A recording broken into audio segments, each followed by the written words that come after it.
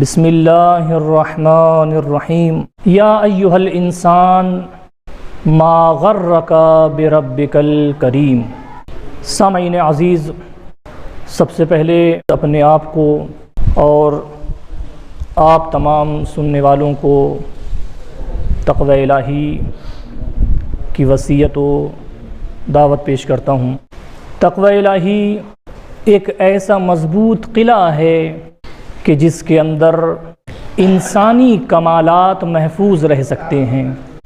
تقوی ایک ایسی طاقت ہے کہ جس کے ذریعے کمالات انسان کی جو خصوصیات ہیں، اس کے جو کمالات ہیں، ان تمام چیزوں کو اس تقوی الہی کے ذریعے انسان محفوظ کر سکتا ہے، صحیح رکھ سکتا ہے، اور اس تقوی کے دائرے میں اپنی ان تمام کمالات کو عروج تک لے جا سکتا ہے۔ جس آیہ کریمہ کو تلاوت کیا ہے پروردگار عالم وہ رحمان و رحیم پروردگار ارشاد فرما رہا ہے، یا ایہا الانسان ما غرک بربک الکریم۔ اے انسان، واقعاً پروردگار عالم نے انسان کو جو یہ خطاب کیا ہے، انسان کو جو آواز دی ہے، وہ خطاب اور وہ ارشاد بھی بہت مشفقانہ ہے، اس میں ہمدردی پوشیدہ ہے، اور پروردگار اس خطاب کے ذریعے انسان کو بیدار کرنا چاہتا ہے، انسان کو غفلت سے جگانا چاہتا ہے۔ ارشاد ہے، یا ایہا الانسان، اے انسان، ما غرک بربک الکریم، تجھے تیرے کریم رب سے کس چیز نے دھوکے میں ڈال دیا، کس چیز نے تجھے دھوکہ دیا کہ تو اپنے رب، کون سا رب؟ وہ رب کہ جو کریم بھی ہے، تو اپنے کریم رب کو بھلا بیٹھا۔ ایسی کون سی چیز تیرے اور تیرے اس رحمان الرحیم اور کریم کے درمیان آ گئی کہ تو اپنے کریم رب کو بھلا بیٹھا؟ اور یہاں پر جو اس غفلت کی طرف اشارہ ہے، یہ غفلت بیداری کی حالت میں جو انسان کے اندر پائی جاتی ہے، اس طرف خطاب ہے۔ یعنی ہو سکتا ہے ایک انسان جاگ رہا ہو سکتا ہے ایک انسان بول رہا ہو، چل رہا ہو، لیکن وہ اپنے کریم رب سے غافل ہو۔ تو یہ جو غفلت یہاں پر مراد لی گئی ہے، وہ غفلت کون سی غفلت ہے؟ جو انسان بیدار رہتے ہوئے بھی کیا ہے؟ غافل رہتا ہے۔ پروردگار کا بڑا عجیب خطاب ہے۔ اے انسان، ذرا تو یاد تو کر، سوچ تو صحیح، غور تو کر کہ ایسی کون سی چیز آ گئی تھی کہ تو اپنے اس کریم رب کو بھلا بیٹھا، کہ اگر اس کی عطا تیرے شامل حال نہ ہو تو تیری زندگی دوبھر ہو جائے۔ تو اس کریم رب کو بھلا بیٹھا۔ کون سی ایسی چیز تیرے اور اس کریم پروردگار کے درمیان میں آ گئی؟ پروردگار عالم انسان پر گاہ بگاہ اور موقع بموقع اپنا لطف کرتا رہتا ہے، اپنا کرم کرتا رہتا ہے، لیکن انسان اس دنیا کے محبت میں آنے کے بعد اپنے اس کریم رب سے غافل ہو جاتا ہے۔ اور پروردگار عالم ہمیشہ اپنے بندوں پر رحمان ہے۔ ایک شخص جو ہے، جو نائی کا کام کرتا تھا، وہاں پر اس کے پاس ایک دوسرا شخص گیا، تو اس نائی نے اس اپنے آنے والے شخص، اپنے گراہک سے کہا کہ میں اللہ کو نہیں مانتا ہوں، پروردگار نہیں ہے، کوئی رب نہیں ہے، کوئی اللہ نہیں ہے۔ پوچھا گیا کیوں؟ تو اس نے کہا کہ اس لیے نہیں ہے کہ تم یہ کہتے ہو کہ اللہ کریم ہے، اللہ رحیم ہے۔ کیسے ہو سکتا ہے کہ ایک کریم ہو، ایک رحیم اور رحمان پروردگار ہو، اور اس کے ہوتے ہوئے دنیا میں لوگ پریشان ہوں؟ سوال اس کا واقع عجیب ہے، اور اگر غور نہ کیا جائے تو راستے سے بہکا سکتا ہے اس کا یہ سوال۔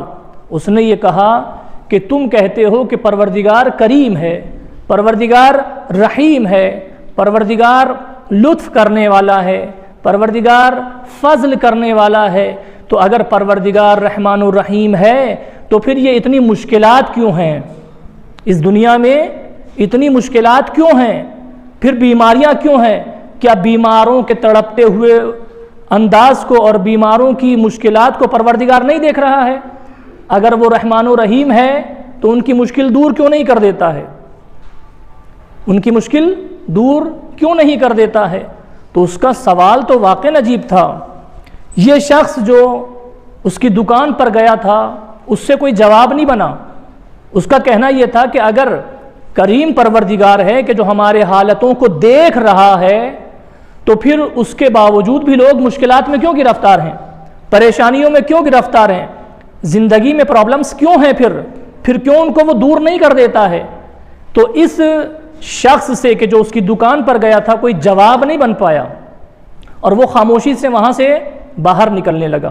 لیکن جب باہر نکل رہا تھا، جب یہ شخص اس کی دکان سے باہر نکل رہا تھا، توجہ کیجیے عزیزان گرامی، تو اس نے دیکھا کہ اس کی دکان کے نزدیک سے ایک شخص گزر رہا ہے۔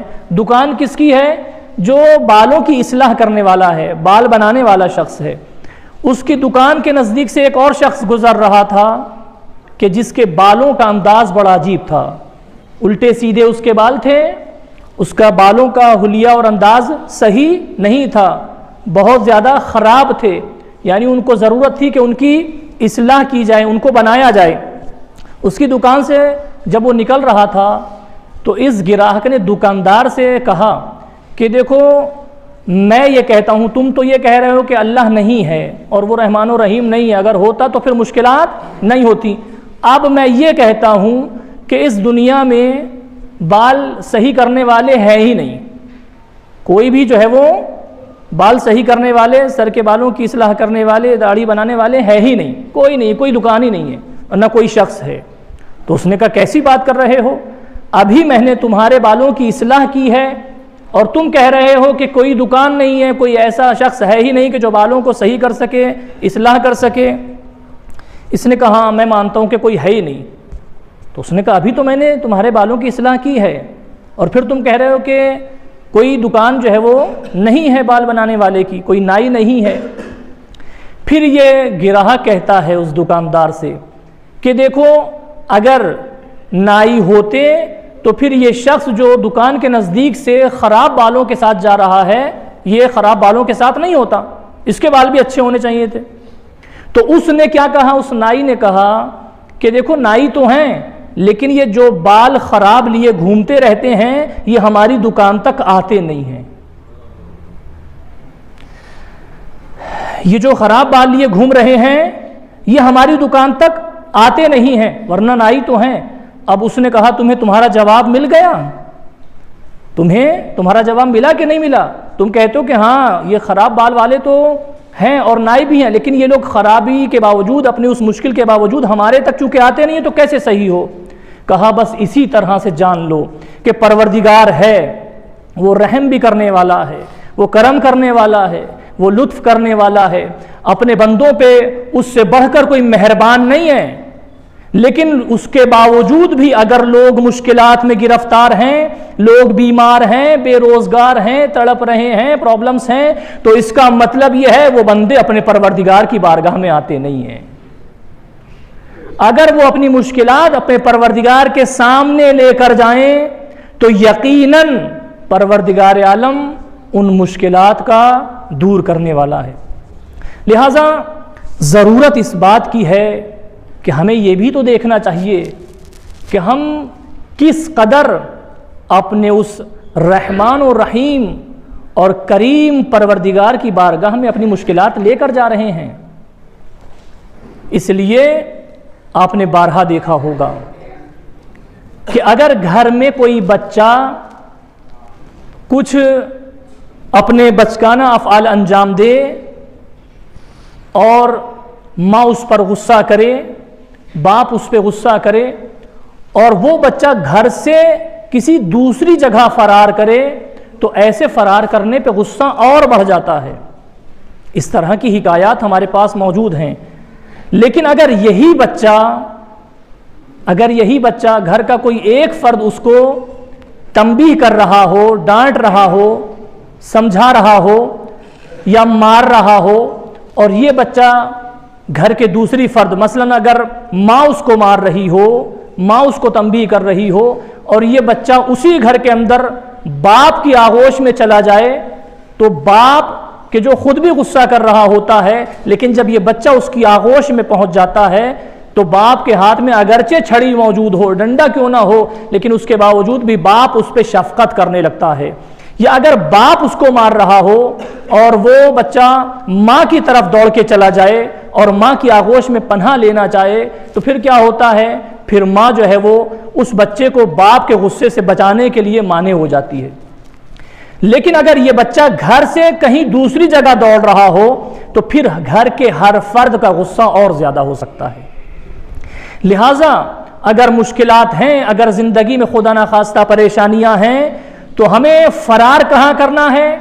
امام علی علیہ السلام فرماتے ہیں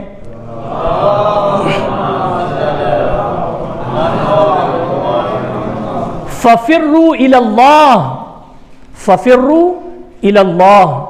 اے بندگان خدا، اے اللہ کے بندو، اگر تمہارے اوپر کوئی مشکل آئے، اگر کوئی پریشانی آئے، تو تم ایسی حالت میں بھی اگر فرار کرنا چاہو تو یاد رکھو پروردگار کی حکومت کے دائروں سے باہر تو نہیں جا سکتے ہو، لیکن اس کے فرار کا بہترین راستہ یہ ہے فَفِرُّوا إِلَى اللَّهِ کہ تم اللہ کی بارگاہ میں دوڑ کر جاؤ. اگر مشکلات آئیں تو تمہاری دوڑ اور تمہارا جانا بھی کہاں ہونا چاہیے؟ پھر اپنے پروردگار کی بارگاہ میں ہونا چاہیے.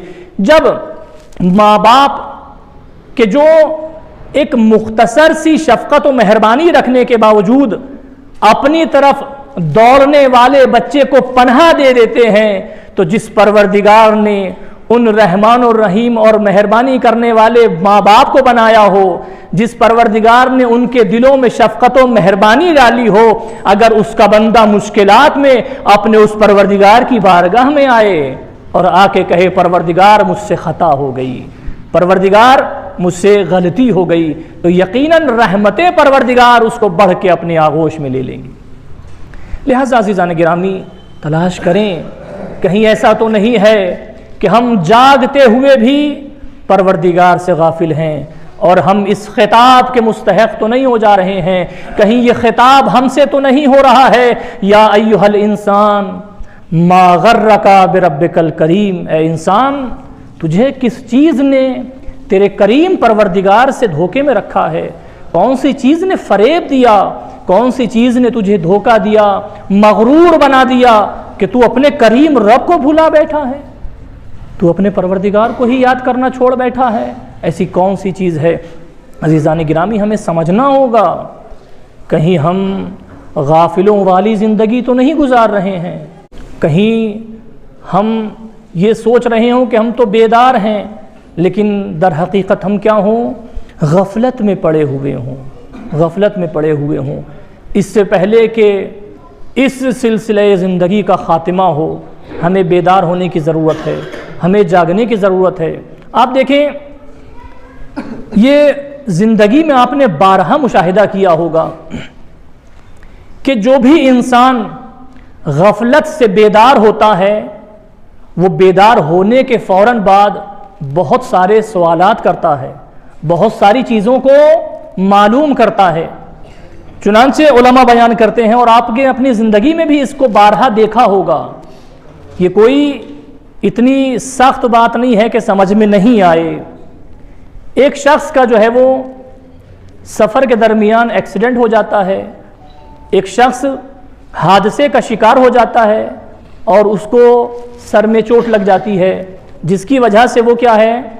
بے ہوشی کے عالم میں چلا جاتا ہے. توجہ کریں، اس کو اسپتال لے جایا جاتا ہے، دواخانے لے جایا جاتا ہے، اور اس کو جب وہاں پر لے جاتے ہیں اور اس کا علاج، اس کو دوا وغیرہ دی جاتی ہے اور وہ ہوش میں آتا ہے، جیسے ہی اپنی اس غفلت والی زندگی سے باہر آتا ہے، جیسے ہی اس بے ہوشی سے باہر آتا ہے، تو اس کے سوالات شروع ہوتے ہیں۔ پہلا سوال وہ یہ کرتا ہے کہ میں کہاں ہوں؟ پہلا سوال اس کا یہ ہوتا ہے کہ میں کہاں ہوں؟ میں کہاں ہوں؟ اس کا مطلب یہ ہے کہ اگر انسان بیدار ہو جائے اور انسان غفلت کی زندگی سے باہر نکل جائے تو سب سے پہلا وہ اپنے آپ سے سوال یہ کرے گا کہ میں کہاں زندگی گزار رہا ہوں؟ میں کہاں زندگی گزار رہا ہوں؟ اس لیے کہ ہوش میں آنے والا شخص سوال یہ کرتا ہے کہ میں کہاں ہوں۔ اس کے بعد وہ پوچھتا ہے کہ مجھے یہاں کیوں لایا گیا ہے؟ مجھے یہاں کیوں لایا گیا ہے؟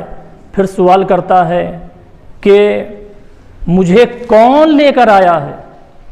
مجھے یہاں کون لے کے آیا ہے؟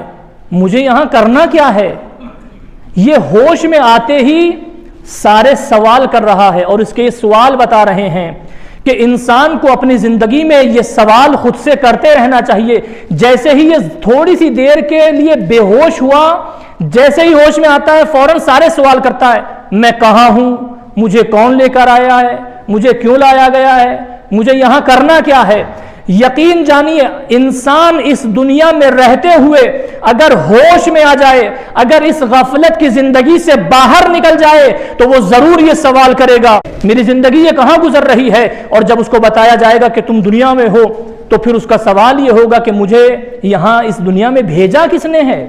جیسے ہی وہاں اس اسپتال میں وہ جوان ہوش میں آتا ہے اور اسے وہ پوچھتا ہے کہ مجھے یہاں کون لایا ہے، اور اس کو بتایا جائے کہ تمہیں یہ شخص لے کر آئے ہیں، تو وہ کیا کرتا ہے؟ پھر وہ اس کا شکریہ ادا کرتا ہے، وہ اس کو تھینکس بولتا ہے کہ تم اس مشکل بھرے حالات میں، اس مشکل کے وقت میں مجھے صحیح جگہ پر لے کے آئے ہو، مجھے جہاں جانا چاہیے تھا وہاں لے کر آئے ہو۔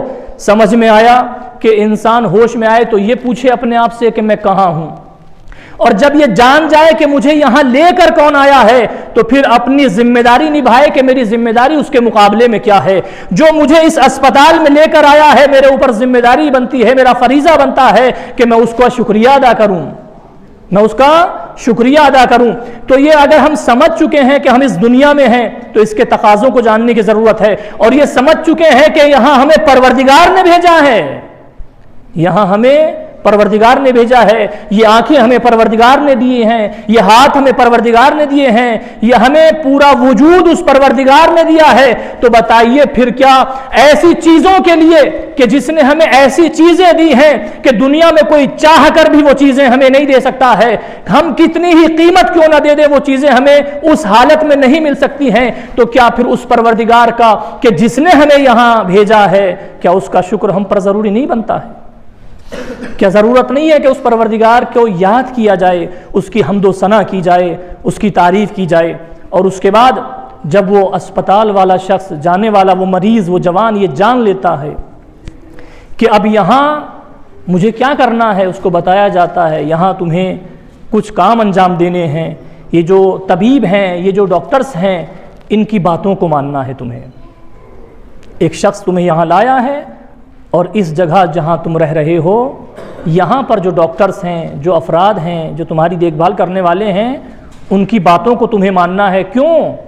اس لیے کہ اگر تم اپنے جسم کی سلامتی چاہتے ہو، اگر تم اپنے جسم کی جو ہے وہ صحت چاہتے ہو، اپنے آپ کو اس بیماری سے نکالنا چاہتے ہو، تو یہاں جتنے افراد اس اسپتال میں تمہیں کوئی بات کہہ رہے ہیں ان باتوں کو تمہیں ماننا ہوگا۔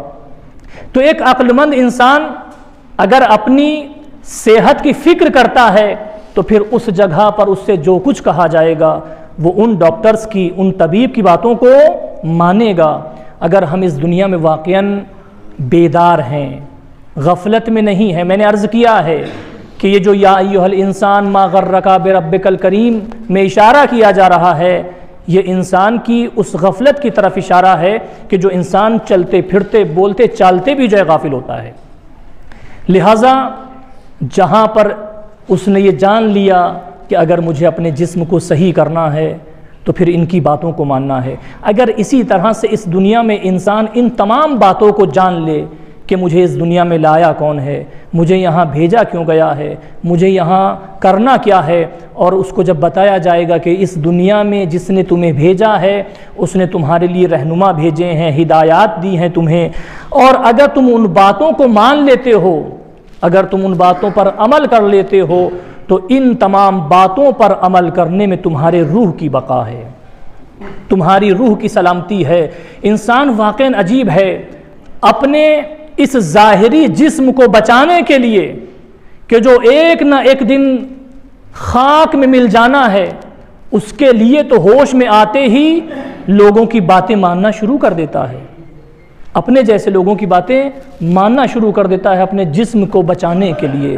لیکن یہی انسان نہ جانے کیوں غافل ہے کہ ان عظیم رہنماؤں کی باتیں نہیں مانتا کہ جو عظیم رہنما پوری زندگی اور تمام تر سلامتیوں کا پیغام لے کر آئے ہیں۔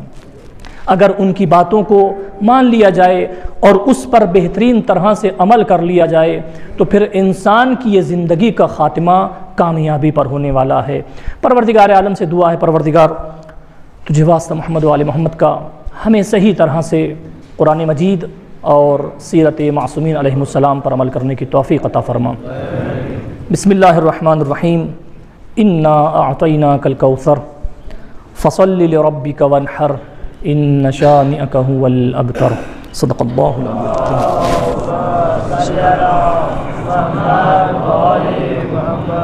اللہم صل علی محمد اللہم صل علی محمد۔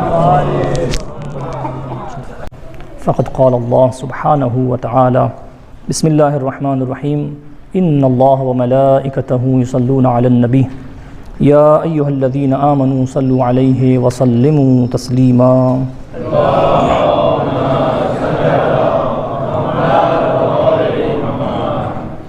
اللہم صل وسلم وزد وبارک علی رسولہ الکریم محمد المصطفیٰ۔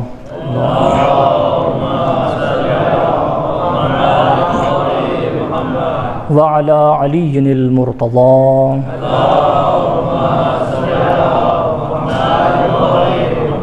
وعلی فاطمة الزہراء۔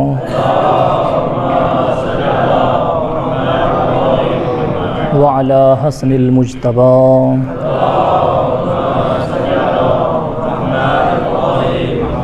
وعلی الحسین۔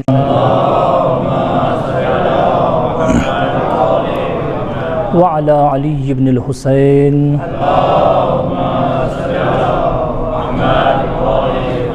وعلی محمد بن علی۔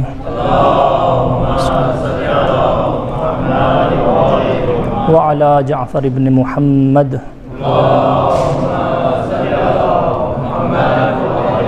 وعلی موسیٰ بن جعفر۔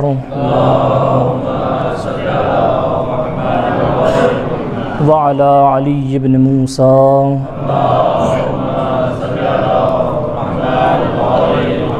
وعلی محمد بن علی۔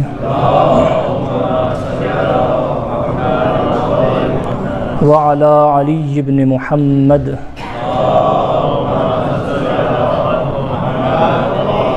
وعلی حسن بن علی۔ اللہم صل علی صاحب الزمان۔ اللہم عجل فرجہ وسہل مخرجہ۔ دوسرے خطبے میں چند گزارشات۔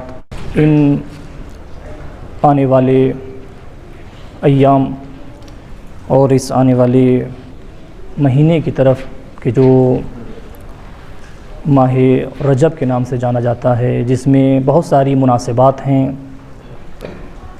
اور اس کے چاند دکھائی دینے سے ہی جو ہے وہ اس مہینے کے خصوصی اعمال کا سلسلہ شروع ہو جاتا ہے۔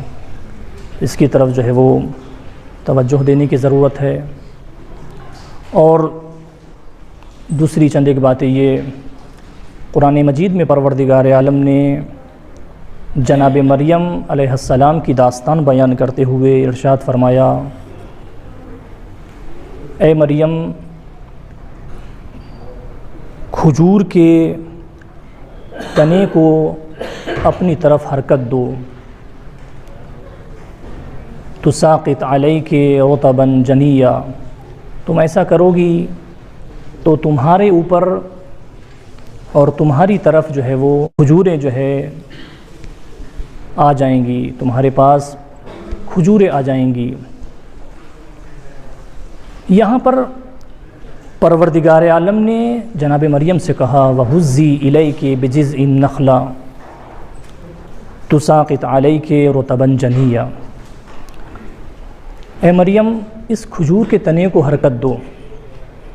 جزء کا لفظ استعمال کیا گیا ہے کہ جو درخت کے تنے کے اوپر دلالت کرتا ہے، چونکہ وہ جو وہاں پر درخت تھا وہ درخت سوکھا درخت تھا، صرف اور صرف تنا موجود تھا۔ پروردگار عالم نے اپنی قدرت سے اس درخت کو ہرا بھرا کیا اور اس پر جو ہے وہ تازہ کھجوریں پروردگار کی قدرت سے آئیں۔ یہ تمام مرحلے انجام دینے کے بعد پروردگار کہہ رہا ہے کہ اب اس درخت کو حرکت دو، اس درخت کو حرکت دو، اور اسی کے ساتھ زمین سے جو ہے وہ جناب مریم کے لیے چشمہ بھی جاری کیا ہے۔ مشکلات بہت ساری تھیں جناب مریم کے لیے، ان کے سامنے بہت سارے چیلنج تھے، بہت ساری مشکلات تھیں، بہت سخت حالات تھے، لیکن ان حالات میں بھی وہ پروردگار سے امید لگائے رہیں، اس پر توکل کیے رہیں۔ ان تمام مشکلات میں پروردگار عالم نے جناب مریم کا جو ہے وہ ساتھ دیا، اور اس کے بعد آپ دیکھیں کہ وہاں درخت کے اوپر کھجوریں آئیں اور پروردگار نے کہا کہ اب اس کھجور کے درخت کو ہلاؤ۔ پروردگار جب تو نے اپنی قدرت سے اس درخت کو ہرا بھرا کر دیا اور اس پر کیا ہے تازہ کھجوریں بھی لگا دی ہیں تو نے، تو اب ایسا کر کہ ہوا چلا اور ہوا چلا کر کھجوریں خود ہی جناب مریم علیہ السلام کے دامن میں گرا دے۔ توجہ کریں عزیزان گرامی، جس پروردگار نے اپنی قدرت سے اس سوکھے درخت کو ہرا بھرا کر دیا اور اس پر کھجوریں آ گئیں اس کی قدرت سے، تو کیا اس پروردگار کے یہاں اتنی قدرت نہیں ہے کہ ایک ہوا اور چلائے اور اس درخت سے کھجوریں جناب مریم کے دامن میں آ جائیں؟ جب سارے انتظام ہیں تو یہ بھی انتظام کر دے۔ شاید یہاں پر اشارہ ہے کہ دیکھو تھوڑی ہمت تمہیں بھی کرنا ہوگی، تھوڑی حرکت تمہیں بھی کرنا ہوگی، تھوڑا تمہیں بھی جو ہے وہ بڑھنا ہوگا، تمہیں بھی قدم اٹھانا ہوگا۔ اگر تم قدم اٹھاؤ گے اور ہمت سے کھڑے ہو جاؤ گے، ہمت سے جو ہے وہ صحیح راستے کا انتخاب کر لو گے، تو پھر پروردگار عالم کی رحمتیں تمہارے اوپر برسنے لگیں گی۔ وہاں تمام تر انتظام کرنے کے بعد پروردگار کہہ رہا ہے کہ اب اس کھجور کے تنے کو حرکت دو۔ یعنی یہاں پر یہ ہے کہ ہم صرف گھر میں بیٹھ کر جو ہے وہ دعا تک محدود نہ رہیں، بلکہ اپنی طاقت و استعداد کے اعتبار سے کوشش کرتے رہیں۔ جس راستے میں بھی آپ بڑھ رہے ہیں، جس نیک راستے میں آپ بڑھ رہے ہیں، کسب معاش کے لیے بڑھ رہے ہیں، حلال رزق تلاش کرنے کے لیے بڑھ رہے ہیں، آپ اپنے اعتبار سے کوشش کرتے رہیں، اور اگر آپ اپنے اعتبار سے کوشش کرنے کے بعد دعا کر دیں گے تو یقیناً پروردگار عالم کی رحمت ضرور برسے گی۔ عزیزان گرامی، ہمیں بھی کچھ نہ کچھ کرنے کی ضرورت ہے، ہمیں بھی کوشش کرنے کی ضرورت ہے۔ پروردگار عالم بہت سے رزق ہمیں بغیر کچھ کیے دے دیتا ہے، بہت سی چیزیں، بہت سی نعمتیں پروردگار ہمیں بغیر کچھ کیے عطا کر دیتا ہے، لیکن کچھ نعمتوں کے لیے، کچھ چیزوں کو حاصل کرنے کے لیے ہمیں بھی کوشش کرنا ہوگی، ہمیں بھی کیا ہے کوشش کرنا ہوگی۔ بس میں اس مختصر سے بیان کے بعد ختم کروں گفتگو کو، اور یاد رکھیں کہ آپ جتنی کوشش کریں گے چیزوں کو حاصل کرنے کے لیے، حلال راستے اور حلال غذا کو حاصل کرنے کے لیے جتنی آپ کوشش کریں گے، صرف اتنی ہی زندگی کی آپ کی اہمیت ہے، اتنی ہی زندگی کی اہمیت ہے۔ لہٰذا یہ سوچیں کہ ہم نے اللہ کے لیے کتنی کوشش کی ہے، ہم نے بندگان خدا کے لیے کتنی کوشش کی ہے. اپنی ان کوششوں کو، اپنی ان کاوشوں کو ذہن میں لے کر آئیں، اس لیے کہ انسان کی قیمت اس کی صحیح تلاش اور صحیح کوشش اور صحیح زندگی گزارنے کے اعتبار سے ہے. اس کی اہمیت اتنی ہی ہے کہ جتنا اس نے اللہ کے راستے میں نیک کوششیں کی ہیں، صحیح قدم اٹھائے ہیں. لہٰذا اپنا محاسبہ کرنے کی ضرورت ہے کہ ہم نے کتنے کام اللہ کے لیے کیے ہیں، کتنے بندگان خدا کے لیے کیے ہیں، کس قدر ہماری زندگی صحیح راستے میں اٹھی ہے. دعا ہے پروردگار سے، پروردگار تجھے واسطہ محمد وال محمد کا امام زمانہ کے ظہور میں تعجیل فرما. پروردگار تجھے واسطہ محمد وال محمد کا جو مومنین مومنات کسی بھی حوالے سے پریشان ہیں ان کی پریشانیوں کو دور فرما، جو بے روزگار ہیں ان کو روزگار عطا فرما. پروردگار روز جمعہ ہے، اس میں تو اپنے بندوں پر خصوصی لطف کرتا ہے. بار الہ جو مومنین مومنات کسی بھی حوالے سے مشکلات میں گرفتار ہیں، بیمار ہیں، بے روزگار ہیں، ان سب کی مشکلات کو حل فرما. خصوصاً جن لوگوں کے لیے دعا کے لیے کہا گیا پروردگار ان کی مشکلات حل فرما. بار الہ تجھے واسطہ محمد وال محمد کا، تجھے واسطہ تیرے ذوالجلال کا، انسانیت جہاں کہیں بھی ظلم کا شکار ہے اس کی حفاظت فرما. جو افراد کسی بھی طرح سے قوم و ملت کی خدمت میں لگے ہیں، روزوں کی حفاظت میں لگے ہیں، ان سب کی نیک توفیقات میں اضافہ فرما. ہمارے ملک میں امن و چین قرار دے. پروردگار تجھے واسطہ محمد وال محمد کا ہمیں اس طرح سے زندگی گزارنے کی توفیق عطا فرما کہ جیسی تو اور اہل بیت رسول علیہ السلام دیکھنا چاہتے ہیں. پروردگار تجھے واسطہ محمد وال محمد کا ان حاضرین اور سامعین کی تمام نیک حاجتوں کو پورا فرما.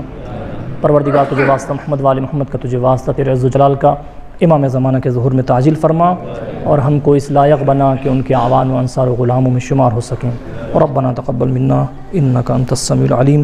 والسلام علیکم ورحمۃ اللہ وبرکاتہ.